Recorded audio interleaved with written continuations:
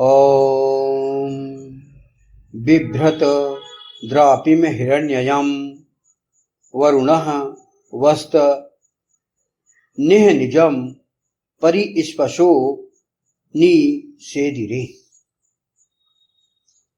वर्ण किए जाने योग्य हिरण्य वस्त्र धारण करता है, आच्छादित करता है अपना पुष्ट शरीर।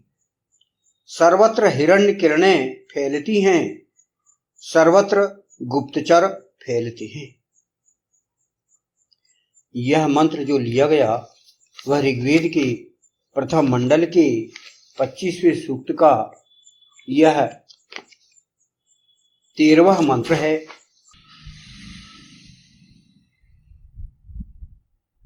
यहाँ पर आगे बताया गया है फुटनोट में, सर्वत्र हिरण्य किरणें फैलती हैं अथवा सर्वत्र गुप्तचर फैलती। परिस्पशो निषेधिरे। राजनायक के आकर्षक व्यक्तित्व की प्रसिद्धि सर्वत्र फैलनी चाहिए। यानी ये कहा गया कि भाई राजनायक जो हो उसका व्यक्तित्व आकर्षक हो और उसकी प्रसिद्धि सर्वत्र फैले, लोग उसको जाने, प्रजा उसको जाने। हिरण्य वस्त्र धारण करने के साथ साथ हिरण्य किरणें भी सर्वत्र फैलनी चाहिए। अब हिरण्य वस्त्र अर्थात कीमती से कीमती, ऊंचे से ऊंचे वस्त्र, ये कहा गया है। हिरण्य धातु की भी चर्चा की गई है। तो उनके जब राजनायक जैसे राजा महाराजा, उनके आप देखो मणि माणिक मुकुट, आप देखिए उनका सोने का, मणिया माणिक, और उनसे ऊंची धातु एक हिरण्य धातु होती है, जो कि आजकल जो प्लेटिनम धातु है उसको हम कह सकते हैं। और उस समय वैदिक काल में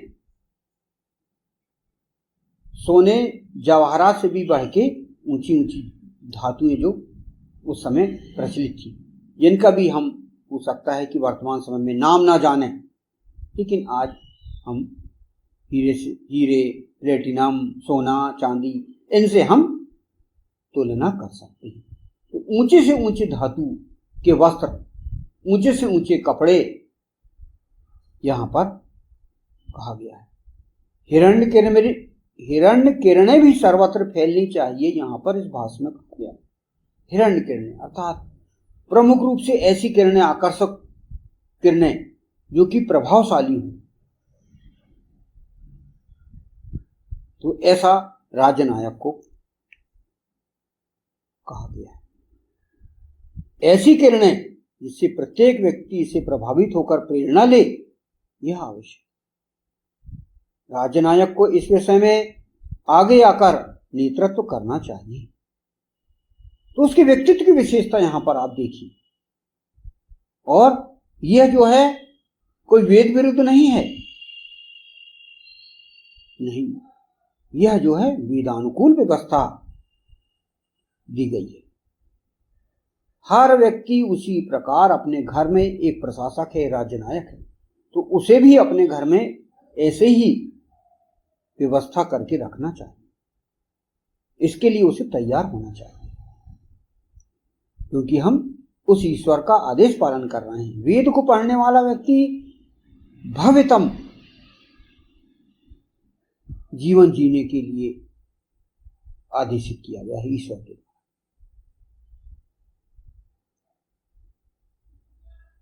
इस मंत्रांश का, कौन सा मंत्रांश? परिस्पशो निषेधिरे, जिसका हिंदी अनुवाद है सर्वत्र हिरण्य किरणें फैलती हैं अथवा सर्वत्र गुप्तचर फैलते हैं। इस मंत्रांश का दूसरा तात्पर्य है सर्वत्र गुप्तचर फैलने चाहिए, अर्थात कोई भी प्रशासनिक व्यवस्था बगैर गुप्तचरों के सुचारू रूप से नहीं चलाई जा सकती। गुप्तचरों का यह कार्य है कि वे उनके बीच जाकर सही सही जानकारी राज्य नायक तक पहुंचाएं। तो यहां पर परिस्पृशः निषेधिरे का यहां पर दूसरा अर्थ और लिया गया है कि सर्वत्र गुप्तचर फैलते हैं।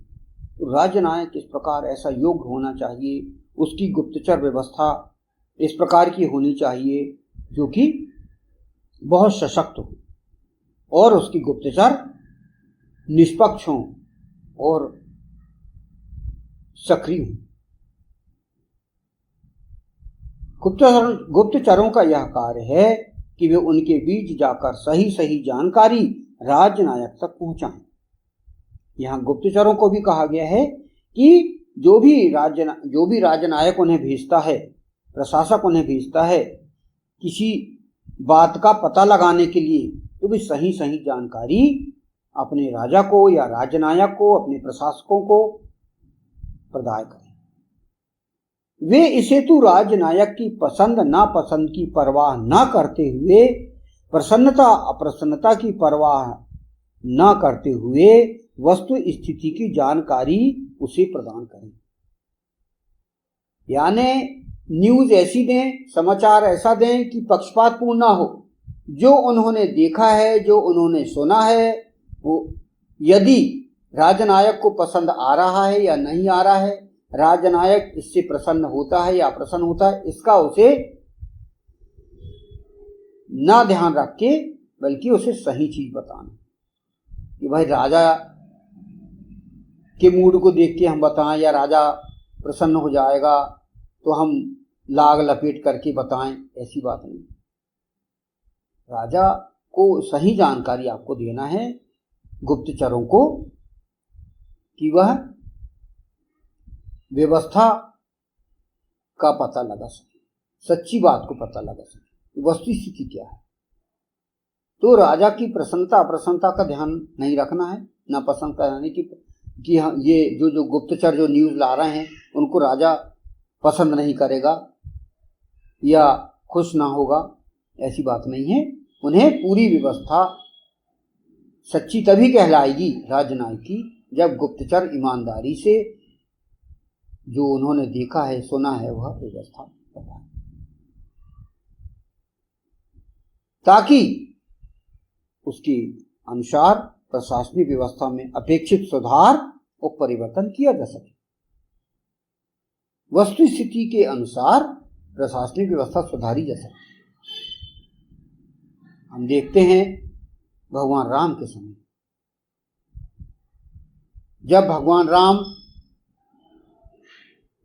रावण को परास्त करके, रावण को समाप्त करके जब अयोध्या लौटे, और जब एक धोबी ने माता सीता पर इल्जाम लगा दिया कि रावण के यहाँ रहकर वो किस प्रकार अग्नि परीक्षा देकर भी वो पवित्र है या नहीं है, ये जो बात पता लगी भगवान राम को, तो उन्होंने समुचित व्यवस्था की। तो गुप्तचरों ने ये नहीं सोचा कि भगवान राम इससे खुश हो रहे हैं कि नहीं हो रहे, कहीं अप्रसन्न तो ना हो जाए, ये नहीं सोचा। ऐसा नहीं। आप ये उदाहरण आप देख सकते हैं, और वही व्यवस्था फिर भगवान राम ने की।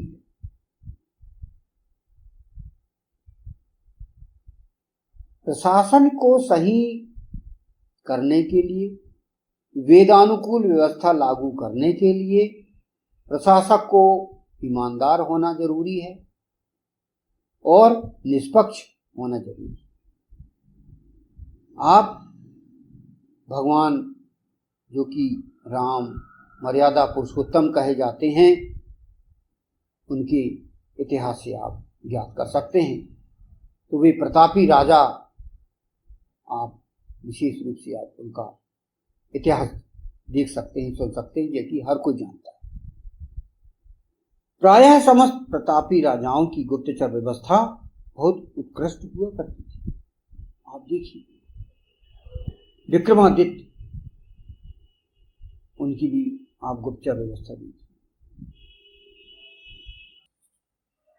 चाहता है कि कोई भी गड़बड़ी ना हो, तो उसे यह ईमानदारी और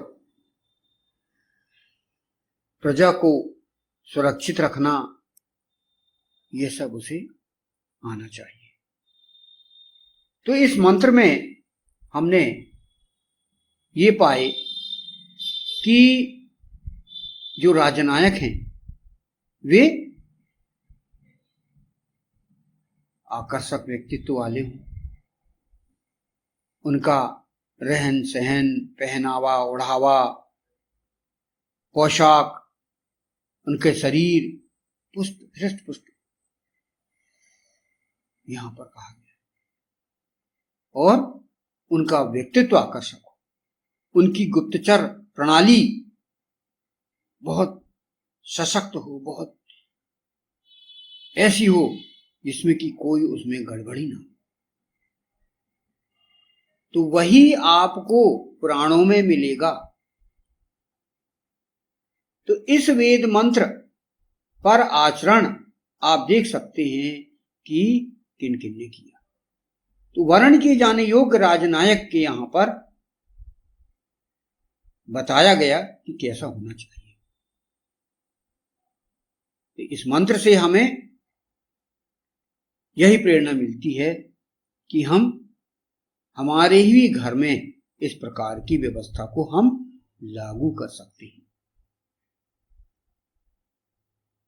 जो वेद भाष्य आपको प्रस्तुत किया जा रहा है,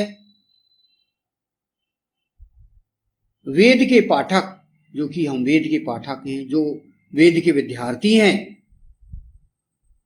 भाष्य को जो समझा है उसकी व्याख्या करने के पश्चात हम ये चाहते हैं कि वेद की व्यवस्था को लोग अपनाएं।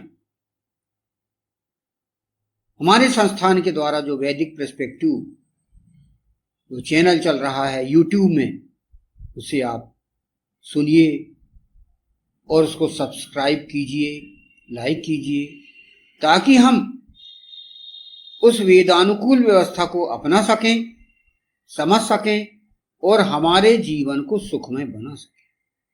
इन सभी का हम ध्यान रखें और हमारा जीवन हम सुखमय बिता सकें।